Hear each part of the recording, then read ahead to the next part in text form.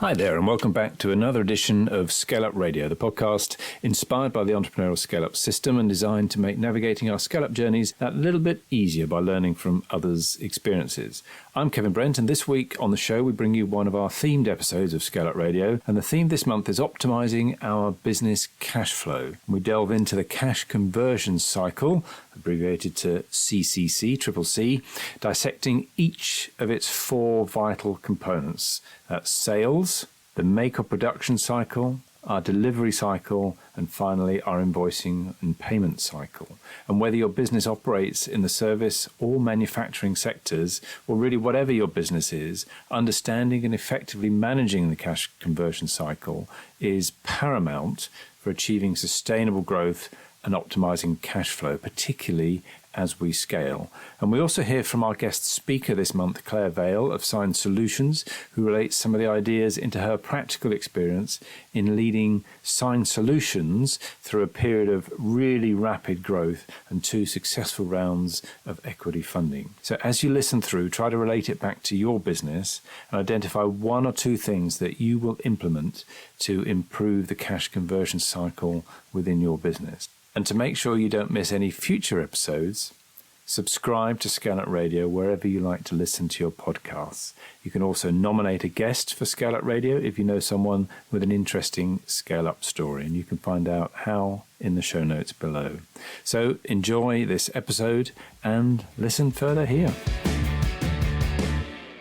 So this time, it's around that optimizing the cash flow and the cash conversion cycle and looking at the components of it, and whether you're a service or a manufacturing business, whatever your business, understanding and effectively managing the cash conversion cycle is absolutely key to achieving sustainable growth and optimizing your cash flow. And it's a little bit like this cumulative effect that if we make constant small changes and look for these things all the time and it becomes a habit, then the cumulative effect is very marked. So what is the cash conversion cycle? Well, essentially, the idea is that it represents the time it takes for your business to generate cash that actually lands in your bank account, from right at the very beginning, from initial sale discussion through to the eventual payment at the other end when you actually get it. And if you haven't got the money in your account, obviously we can't spend it. And so throughout the duration of this cash conversion cycle, the money's tied up in our account. So hence the reason to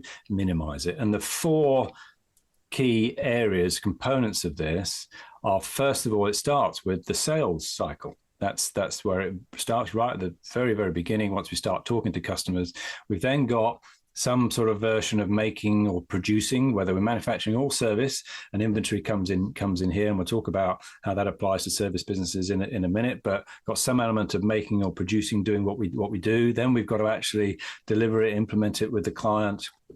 And then we'd have our billing and payment cycle. And most people make the mistake when looking for cash improvement initiatives of just focusing on that billing and payment cycle, whereas we need to think about it in the whole. And service companies have their own version of inventory, really, in that tends to be their people. So if we've got work in progress tied up, or we haven't got to the point where we can invoice the client, then of course that's tied up within our business. And what this helps us to do is to have a really strategic approach to managing that whole time that cash is tied up. And of course, it's about reducing that time. So we all have those 4 areas in our businesses, but the actual order of them and whether they're sequential or some in parallel might look different depending on our businesses. So, it might be literally they happen one after the other, might be that they're a bit more crossed over like this. And in fact, that's one of the questions that we might have, is how can we move things along so they're not just happening sequential, maybe they're happening a little bit more in parallel, or can we do things a little bit differently?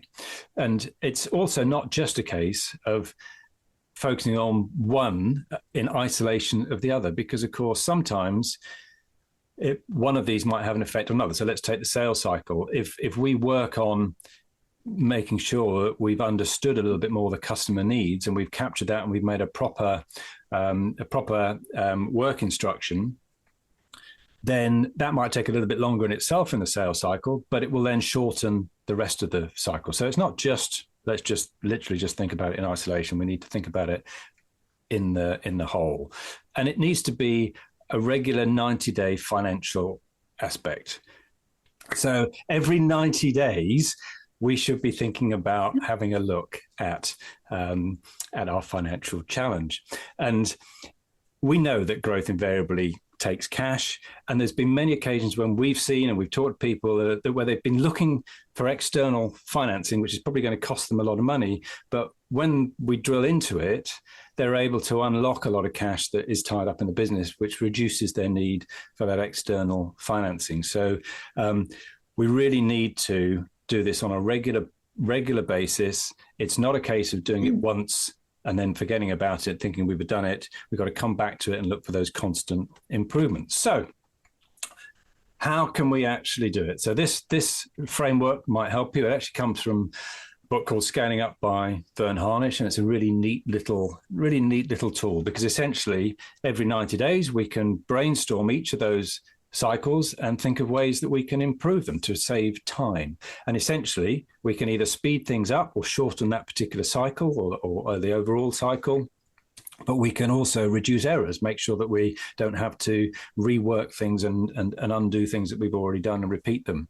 But we might also look at changing the business model, as I say, whether it's a case of overlapping things, starting things earlier, or whether there's just generally a better way to do things. So we're looking for time all of the time.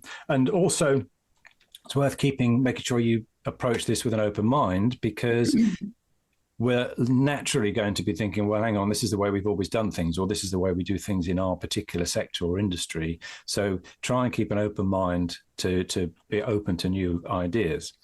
So let's look at each one of those perhaps a little bit in turn that might spark some thought. So if we're looking at the sales cycle, typically, these are some of the key reasons that the sales cycle may be a bit longer than we would like it to be. And the biggest one there, the first couple really, are to do with not properly qualifying the leads and wasting time on dealing with people that would never be a customer or a decent customer. So thinking about ways that we can qualify those leads that much more is a good way to avoid clogging up our pipelines, essentially. But equally, if we look at some of the other key things, complex decision-making processes, maybe we've overcomplicated. We've got too many people involved, or maybe we've got lengthy approval processes or something. So how can we simplify the sales time? Qualification, I've already mentioned. Also, the lack of a clear value proposition is an example coming in here. If people are not clear on a value proposition, not only might it mean we get the wrong sort of customers coming in, but it might slow down the conversion time because people aren't really certain about what that value proposition is going to bring to them. So developing a really concise and compelling value proposition is really crucial.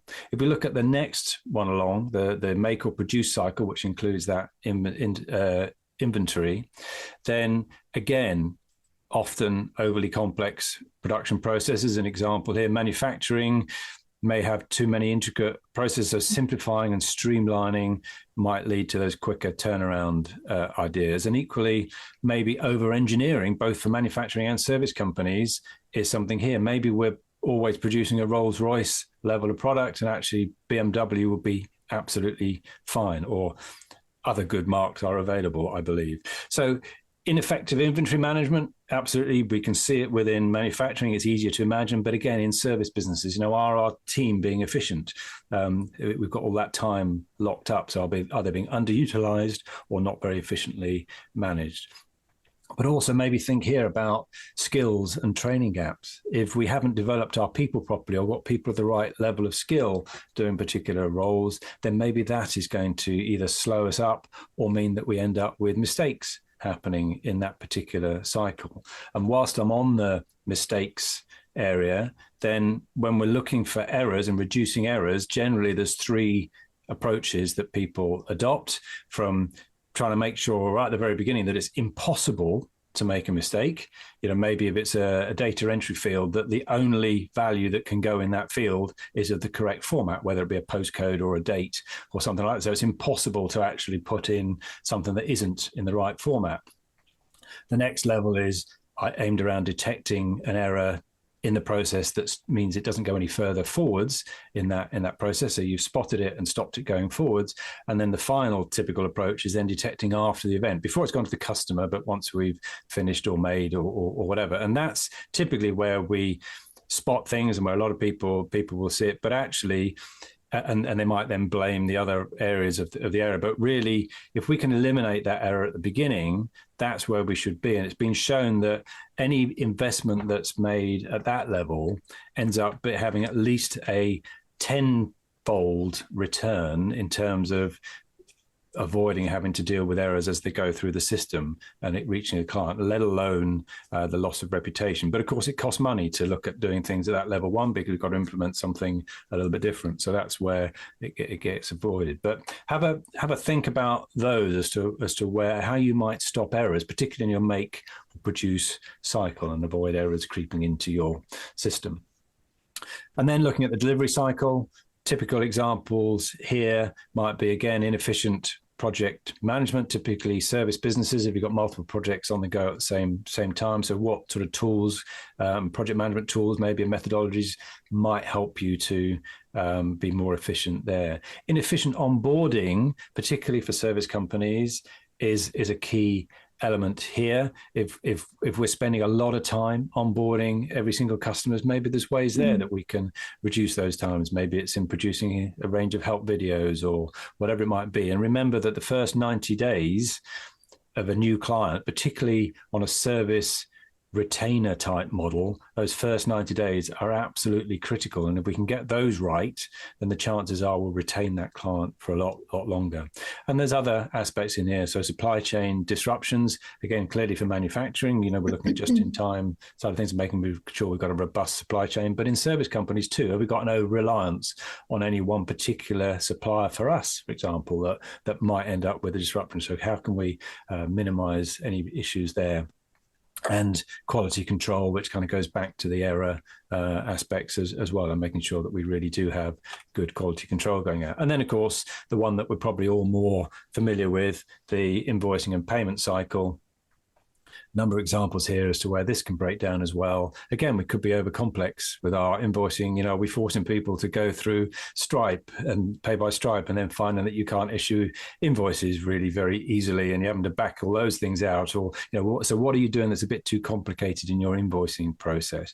Sometimes with negotiation and contractual delays, again, really making those terms really, really clear, transparent negotiations can help with that. What about the late payment culture? We know that happens, particularly perhaps with larger businesses. What can we do to reduce that? Well, we may not be able to change it completely, but simply setting, again, clear payment terms, maybe offering incentives for clear payments, actively managing accounts receivables, all those sort of things. But the biggest problem in this cycle normally are just simple errors. We've got an error that's crept in onto the invoice, and it sits in the accounts department of the person that we're hoping is going to pay us, because they don't understand it. They think it's wrong. And of course, they don't call us to say, you've made a mistake, can you put it right? They wait for us to chase. So, if we can make sure we've reduced the errors in our invoices, that's an area there. So that's a quick run through the cash conversion cycle and why it's so important, and hopefully a couple of ideas there that might just make us thinking. And as I said, it doesn't matter what kind of business we're in,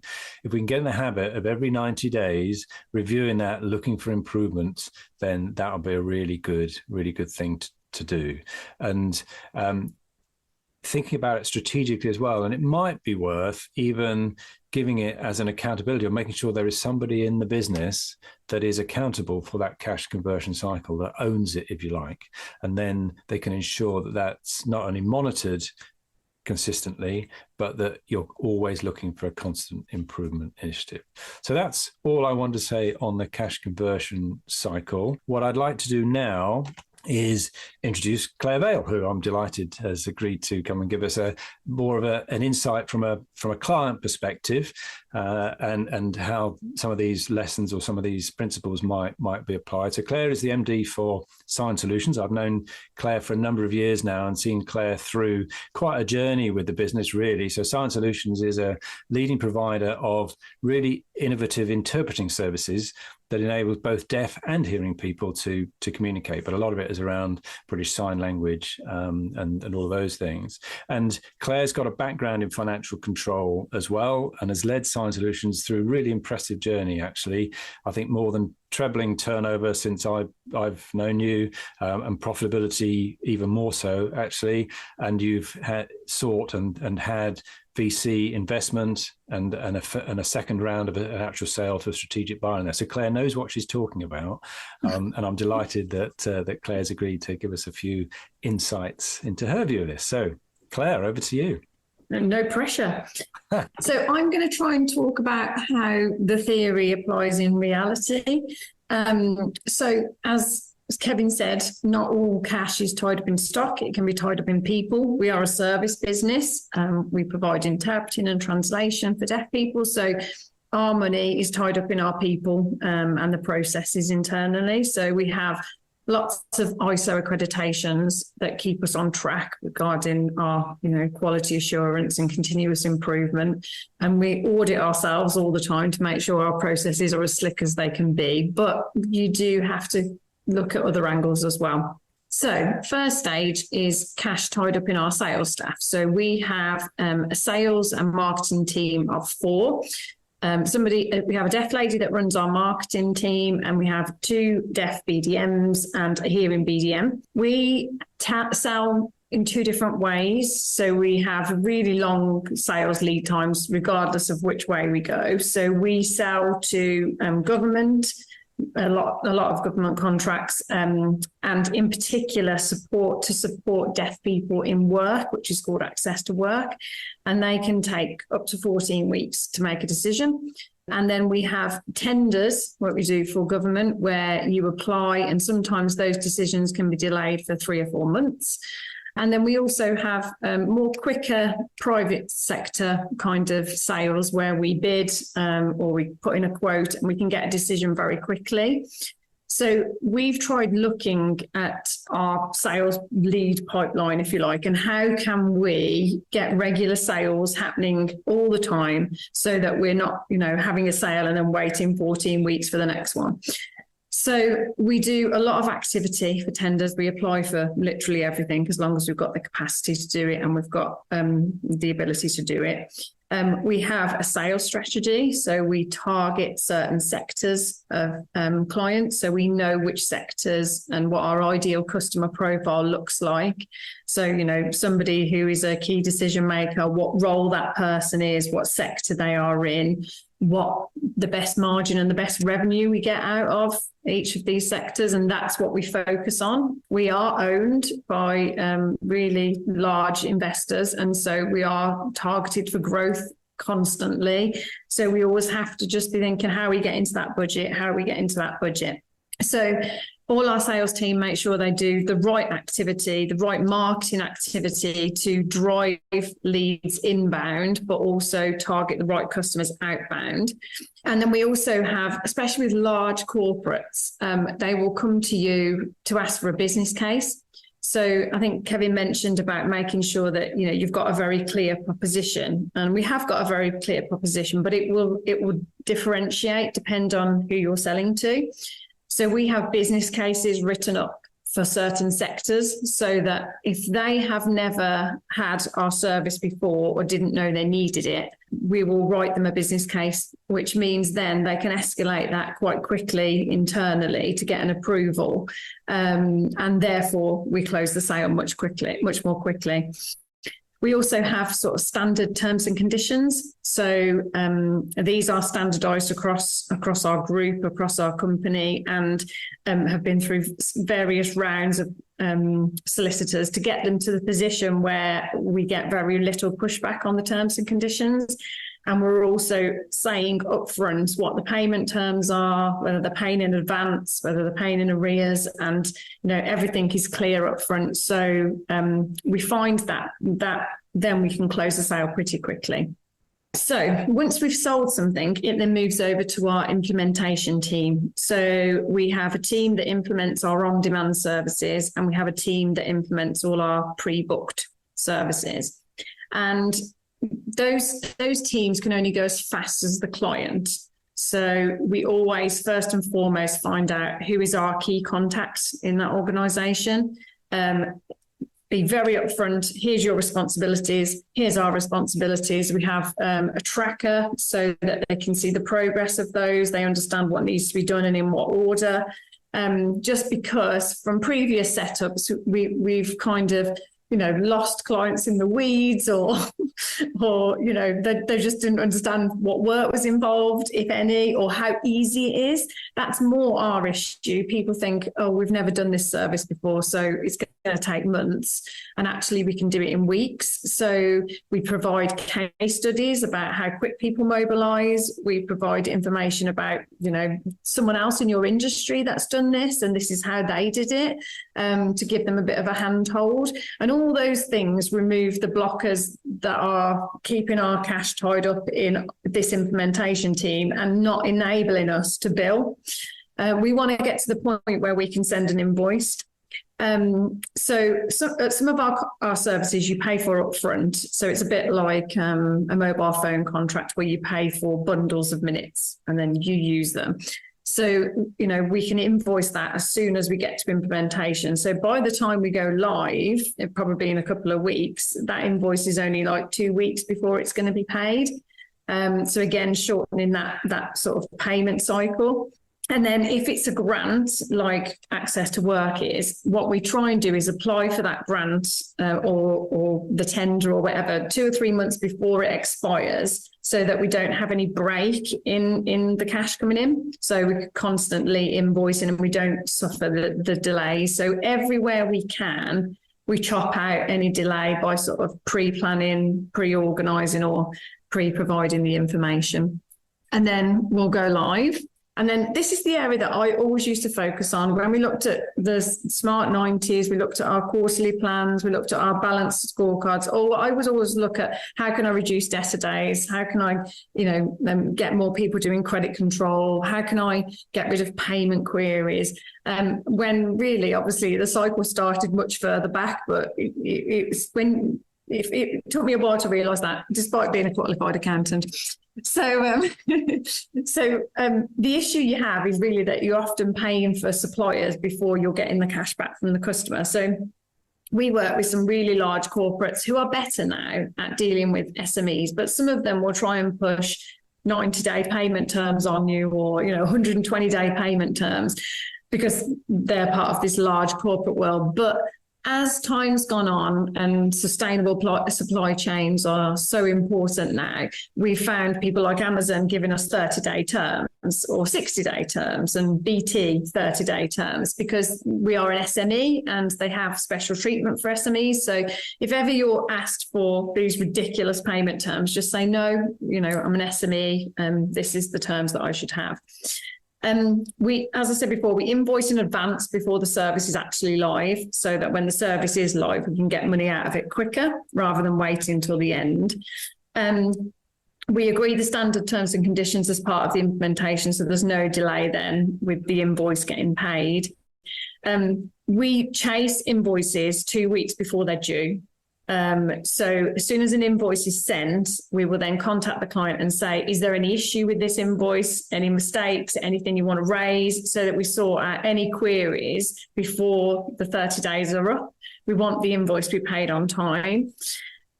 We also do a lot of pre-authorization if we can. So if you can get a PO or you can get somebody's name that's going to sign this off, a cost code, any information that they need on that invoice to get it approved, we ask to the nth degree before we book anything in, because we have contracted clients, but we also have random people phone us up and say, I need an interpreter tomorrow and we need to make sure we're going to get paid. So we always make sure that we follow their process. And the biggest mistake people make is that you set up the contract to do the implementation, and then whoever is your contract lead within that organization, they forget to set you up as a supplier. And therefore, when your invoice goes in, it's got nowhere to go and no one can pay you. So always make sure, if you haven't been sent a supplier form, that you get one as you're going through your implementation phase and not later. And then obviously we're finding now, as part of being an SME, working with larger corporates, they will offer schemes to pay you early. So you can opt into a scheme, you can opt into one invoice, several invoices, and you do forfeit a percentage or two of your margin to get your invoice paid earlier. But if you have been caught up with or got cash tied up in this process and you need it desperately, you can make better use of those schemes rather than the whole factoring, turning it on and off and hard to get out of situation. And then keep an eye on cash flow. So that's the biggest danger, and the biggest failure of companies is not keeping an eye on your cash. I've been in a position where I've been up at night crying because we can't pay the wages the next day, because the directors took all the money out of the business. So I know exactly what it's like. I've had people leaving with VAT debt and PAYE debt, that no access to the bank. So I've been there. I know the pain. So now we do all our forecasting, all our planning, and as you can see, over time we've built lots of things to make sure that we are as efficient as we can in that whole process. And then, like I say, some things will come out of the blue that we hadn't thought of, and then we'll just change the process so then we're set up for next time. But yeah, just keep looking for efficiencies all the time, and yeah, what the stoppers are, what the blockers are, and just get them removed so that you can function in a liquid way. Brilliant.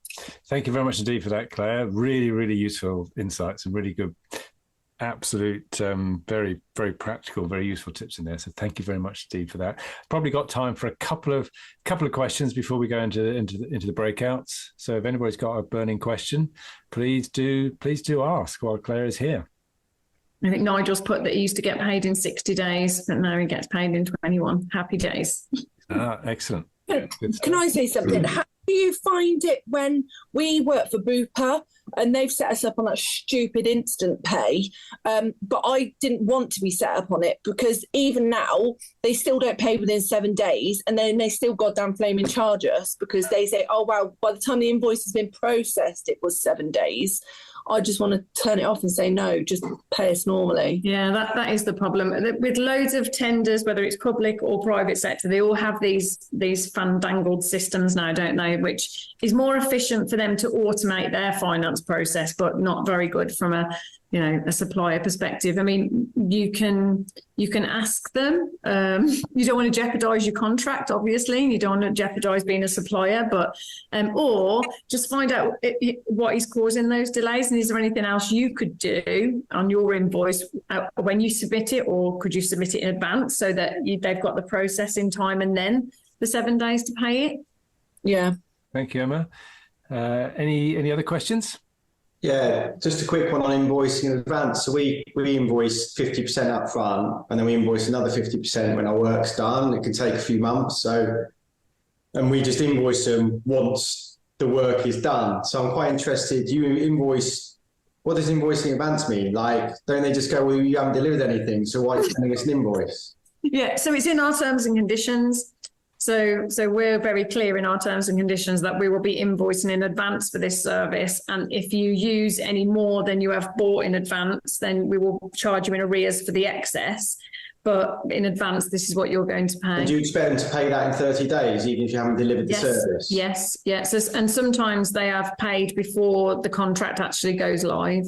I suppose it's a very different service. They're prepaying for bundles of interpretation minutes. But it's an on-demand service, which is very unique in our industry. So for that resource to sit there in case they need it, they need to contribute towards it. So yeah, makes sense. Okay. Thank you. Okay, good. So Matt, what are your thoughts on the cash conversion cycle? It's a very important part of every business, isn't it? Cash flow. Cash conversion cycle does relate to cash flow effectively, doesn't it? Really. Yeah. And I would say the importance of it is very important. The fact that I've seen businesses go bust based on being owed millions by one particular client, for example, and they go bust overnight because they can't afford to pay a supplier and such. And even for ourselves, we do get people to pay deposits up front. We have credit cards and bits and pieces, and we've had like this month, for example, whereby because we use our American Express card to build up points. They haven't taken actually over the last 2 months the correct direct debit amount, which you pay it off in full every month.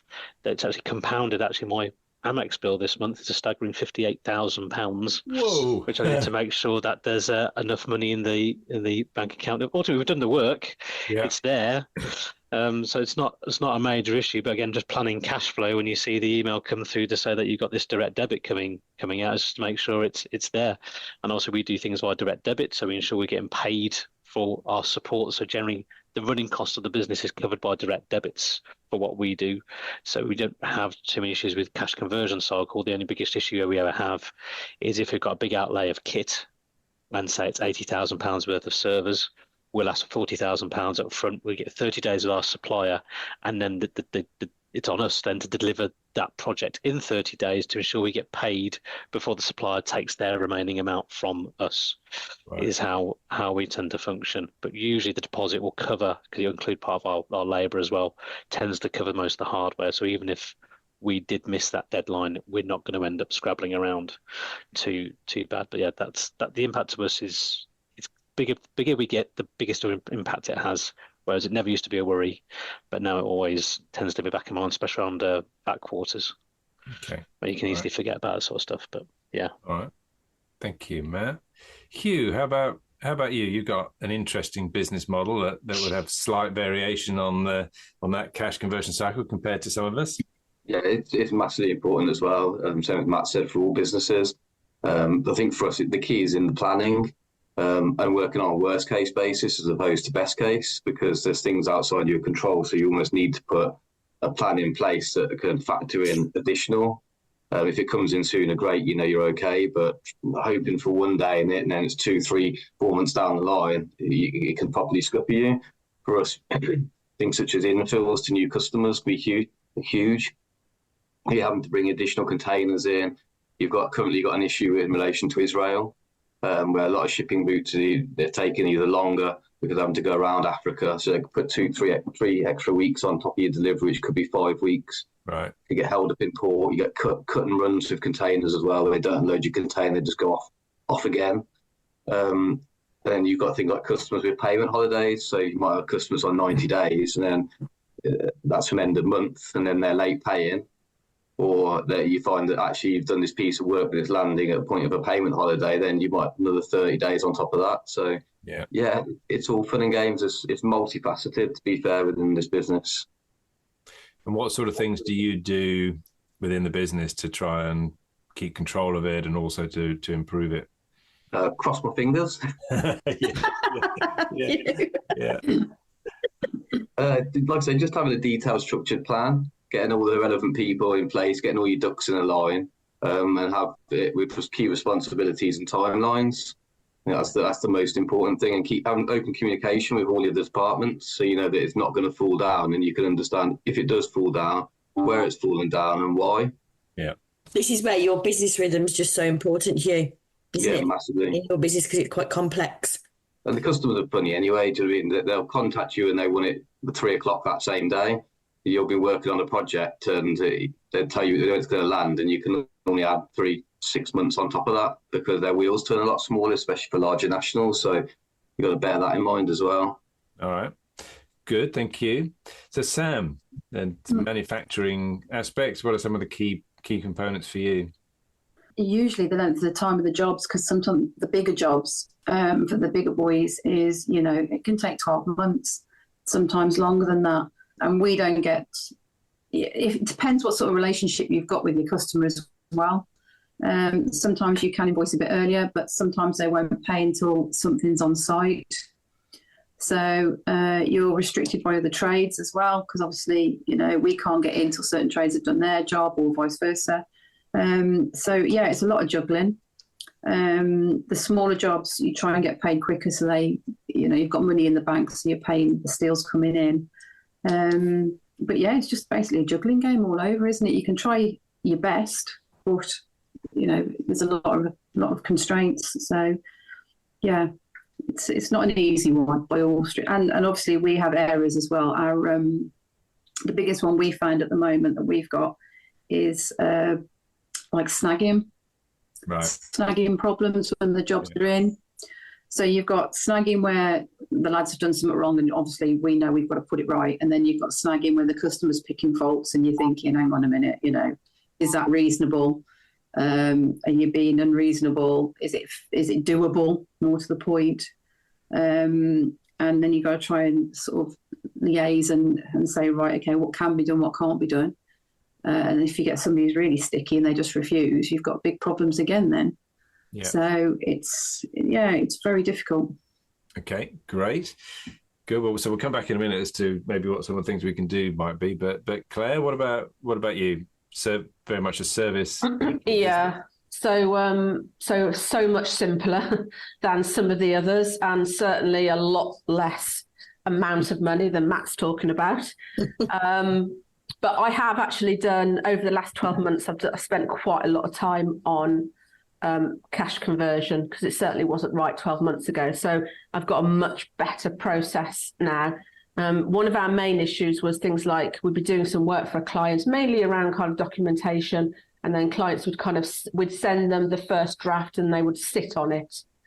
And that would, they could sit on it for valid reasons, that they're busy in their business, therefore that doing their contract, or drafting or reviewing something is not priority. So at that point, I would probably send an invoice, and that invoice just prompts them then to do something about it. So that kind of spurs on that process. Earlier invoicing. So what I used to do a year ago was everybody used to get invoiced on the 1st of every month. So that would mean that if we did something for them on the 4th of the month, they wouldn't get invoiced till the following 1st of the month. So that kind of, that wasn't an effective way of doing it. So now, as soon as the job's done, it gets invoiced. So I'm invoicing all the way through the month, not just on the 1st of every month. Interim. So if we're doing something, let's say we're doing a disciplinary or something like that, or redundancy, and I know it's going to go over 2 or 3 months, instead of waiting now for that process to complete and then invoice the lot, I tend to just do a monthly invoice. So at the end of the month, on the 1st of the month, I'll just invoice what for that time, for the previous month. And then I've got a lot better about chasing invoices as well. So I've set it all up in QuickBooks, so it chases, but I'm also chasing as well. So I'm getting a lot better about chasing and a lot quicker with chasing as well. So in terms of the cash conversion cycle, that whole kind of cycle from sales through to invoicing, I think I've got it much more effective. But the process and my invoicing is so much simpler than probably Matt and Hugh are talking about. Yeah, and of course Matt and Hugh got inventory as well in terms of physical product to worry about. We in service businesses don't have inventory in that respect, but of course our inventory essentially are our people. We've got people on our books, on our shelves, if you like, and if we're not using them efficiently and we're not able to, they've got lots of work in progress and we're not able to actually close the job off and invoice it, then of course that's almost like our inventory in a way. Okay, good. Peter, how about you? Very similar to Claire. I think the one thing we haven't done that Claire did was move to kind of invoicing as and when either work starts or is finished. We still do it at the end of the month, which does create some problems where if you start work midway through a month, then potentially people will get a couple of extra weeks worth of work for free because you don't invoice until the month after. So that can be a challenge and something to look at. The big difference for us was really around proposals. We spent some money, put some time and effort into creating templated proposals across the different services so that we can kind of have a conversation and almost get the proposal out the same day, which made a huge difference to, at the time, our kind of win numbers when we tracked them. So that kind of worked kind of well for us earlier in the process. We don't tend to have many problems with clients not paying us for work. It's more kind of winning the work, delivery, element of it is, it's Clare, I'm sure we'll know, hiring can be sometimes really quick and sometimes it takes forever. So it's just what it is to a certain degree. But we don't do interim kind of works. It depends on what the client's on, whether they're subscription model or hourly basis. So, but they're all billed monthly. So we don't tend to have many problems there. Okay, good. All right, so really nice range of views on the different businesses and the relevance of some of the different parts of that cash conversion cycle there. So I think for me the key takeaway is, we could sit here and we could come up with some great ideas and all of that might work for some people and not for others. But the thing really is to do it regularly, is to sit down and think about it.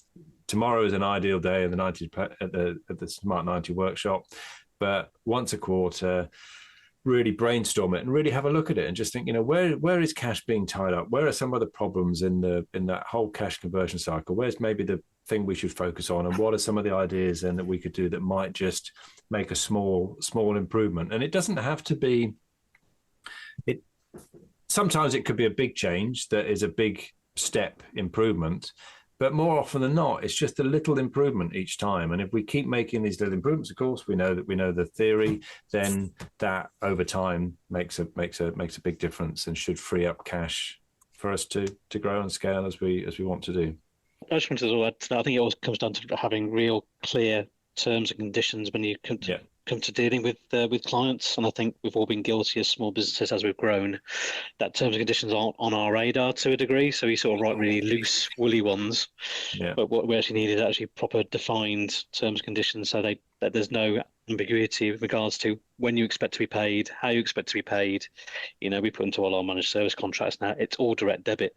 There's no discrepancy about it. That we put go cardless in there. We tell them we're going to be invoicing on certain days, and we still get questions back after signing going, so it's on 30 days, isn't it? Nope. It's you get invoiced on the 1st, and you'll generally get direct debited 7 days later, where we'll take the money out the account. Any big purchases will be obviously under your control, but I think terms and conditions are really, really, I say, more important now than they ever have been, really, especially as you try to scale. I think the only challenge you've got with that, though, is depending on the size of your customer. And some of the big ones don't necessarily play by the rules because they've got that clout. And we get this all the time where we'll be dealing with a large customer and they might owe us, say, I don't know, a purchase order which is 50 grand, for example, and there's been one discrepancy on that purchase order which is in dispute. And it can be resolved, but it goes to a different team and you're dealing with multiple different teams. And what they actually do is they don't pay that whole purchase order invoice. They'll hold it because although it only relates to maybe, I don't know, £1,000 off that £50,000, they actually hold the payment of £50,000. And because of the size of the business, they almost think that it's acceptable to do it. You try and argue the toss and you do get a resolution, but you could be talking another 30 days down the line. So T's and C's are massively important, but that's the thing that applies to both. They've also got to play by the rules as well. And sometimes you can't necessarily afford to put them on stop either. Yeah, we have that where, okay, so it's like playing top trumps, really. You say, these are our terms and conditions, and they'll say, well, these are our terms and conditions, take it or leave it. Yeah. And you think, well, do you want the business or don't you? You think, so yeah, it's top trumps. Yeah, and that has been a traditional problem with small businesses dealing with large corporates for some time. There are what are they called, the SME terms that many that you can throw back at the bigger corps now because they're supposed to be dealing and adhering to those. So you can do that, but it's that's clearly a challenge dealing with some of the big boys, and that might it might be that they're absolutely your ideal target customer, and therefore you should be dealing with them, and you should be finding a way around that if you can. It might be that maybe actually they're not your best type of customer, and maybe you should be focusing somewhere else. And that's often one of the key things in the sales cycle, is not qualifying the leads correctly, and we end up dealing with lots of inquiries and lots of leads that wouldn't really be our ideal customer. So we're kind of wasting time on those. That's not allowing us to really focus on finding the perfect customer, if you like. So that's often one of the key things within the sales cycle is having a very strong value proposition and a process that qualifies those leads correctly and efficiently to allow you to spend the time on the right customers, essentially. I hope you enjoyed that discussion, and if you're building and scaling your own business, you might well be interested in our book, The Entrepreneurial ScaleUp System. And it's exactly what it says on the tin. It's a practical handbook around scaling a business in a structured way. And you can order a copy on all your favorite online retailers, including an audio version, or you can find it and other supporting resources on our website, www.esusgroup.co.uk. That's esusgroup.co.uk, which is esusgroup.co.uk.